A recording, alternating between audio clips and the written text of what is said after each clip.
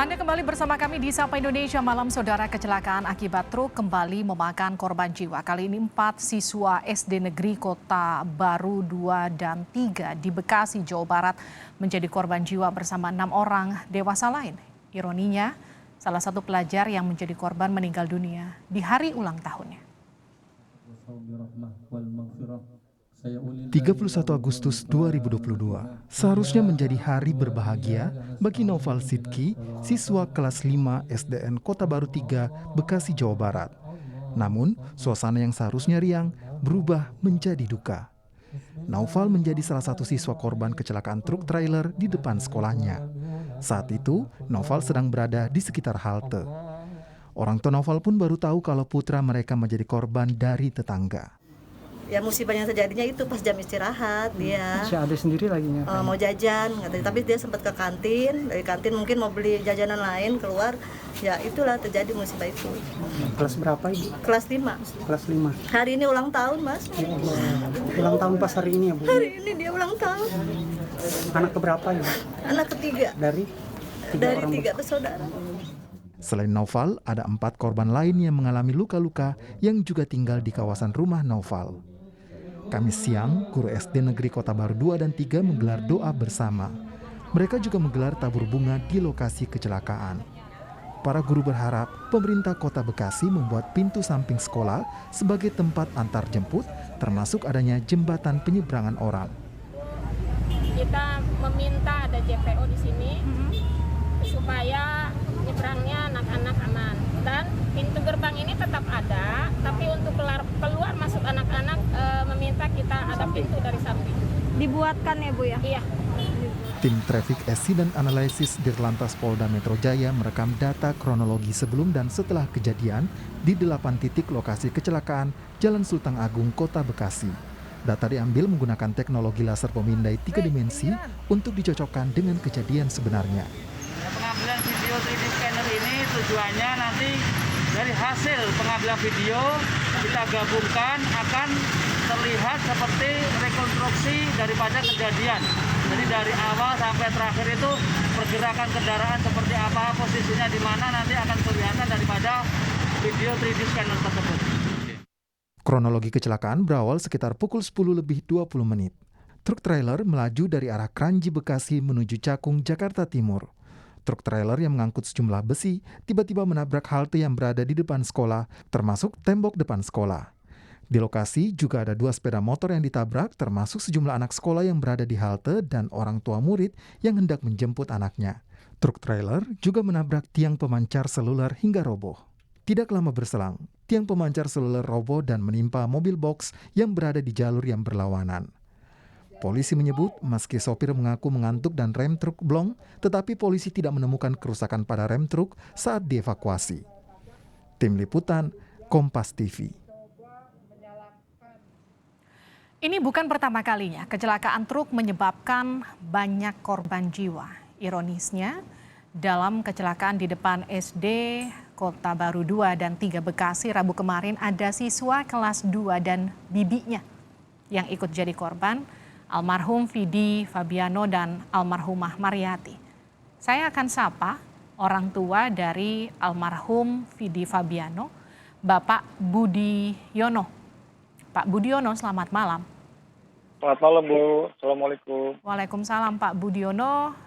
Saya mewakili Kompas TV menyampaikan duka yang mendalam untuk kehilangan putra Bapak dan juga bibinya, Ya. serta korban jiwa lainnya dalam tragedi kemarin. Ini bukan hal yang mudah Pak bagi orang tua. Maaf kalau saya mungkin mengulangi trauma Bapak. Ceritanya seperti apa Pak sampai kemudian Bapak tahu anak Bapak dan bibinya ini adik atau kakak Bapak, maaf? Adik saya. Bu. Adik Bapak. Ya. Jadi korban. Bagaimana ceritanya Pak? Waktu hari Rebo pagi itu jam 8 itu saya mengantar anak saya ke sekolah. Dia masuk jam 8 karena olahraga, jadi dia masuk jam 8, pulang jam 10 pagi. Jam 9 saya izin sama anak saya ayah pulang dulu mau berangkat kerja. Iya. Nah, saya langsung berangkat ke kantor. Setelah sampai di kantor, setengah jam sebelum jam 10 itu, saya sudah sampai kantor. Jam 10 saya lihat di grup sekolah, wali murid itu, ada informasi kecelakaan di Jalan Raya Bekasi. Sebelum saya menyimak video itu, saya nggak tahu kalau itu di depan sekolahan. Pas saya ngeliat videonya kedua kali, itu saya lihat itu di depan sekolahan anak saya. Gitu.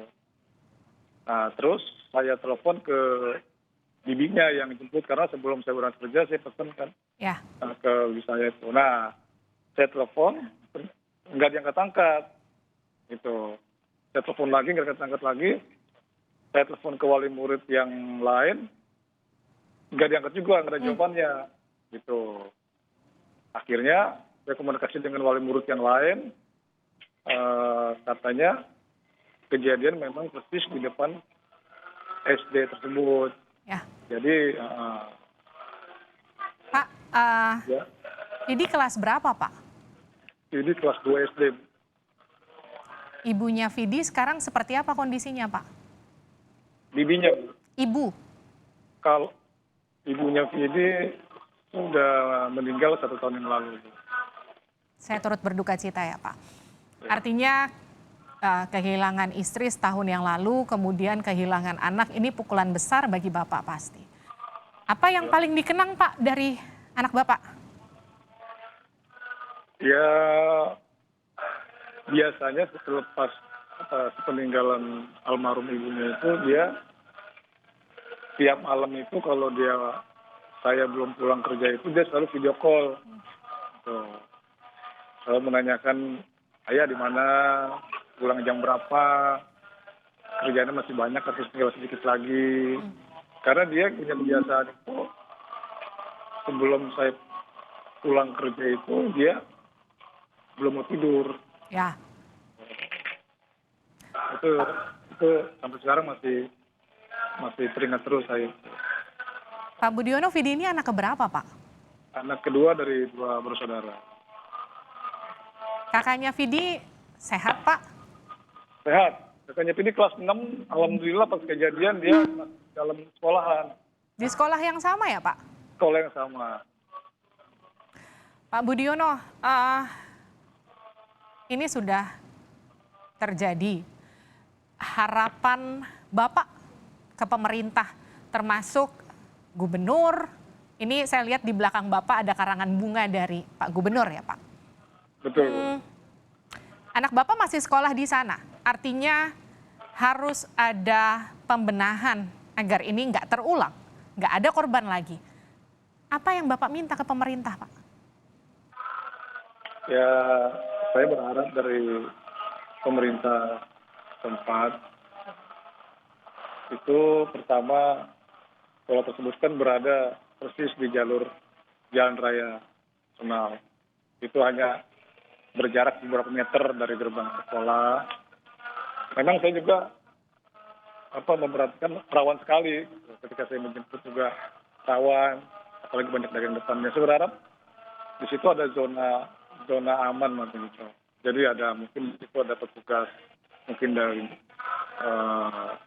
Dishub, mungkin dari kepolisian, atau mungkin dari Satpol PP yang membantu alur kegiatan dari siswa atau orang tua yang menyeberang ke sekolah atau menjemput anaknya atau aktivitas sekolah di situ. Kan saya dengar informasinya akan dibangun JPO. Ya mungkin itu bisa membantu. Pak Budiono, nggak ada lagi yang mau saya tanya. Saya cuma mau mengucapkan bela sungkawa yang sebesar-besarnya untuk Bapak atas kehilangan Vidi. Kami di sini semua mendoakan semoga Bapak dan anak Bapak yang kelas 6 SD sekarang diberikan kekuatan. Terima kasih banyak, Pak. Maaf kalau kita mungkin sedikit membuka trauma Bapak kembali atas kehilangan Vidi kemarin. Tapi yang pasti semoga setelah kejadian ini ada pembenahan dari pemerintah daerah khususnya. Semoga kejadian ini tak berulang, dibuatkan JPO atau pagarnya dipindahkan ke samping agar tidak langsung ke jalan raya. Banyak hal tentu yang bisa dilakukan setelah kejadian ini. Terima kasih banyak Pak Budiono telah bergabung bersama kami di Sapa Indonesia Malam. Terima kasih Bu. Ya.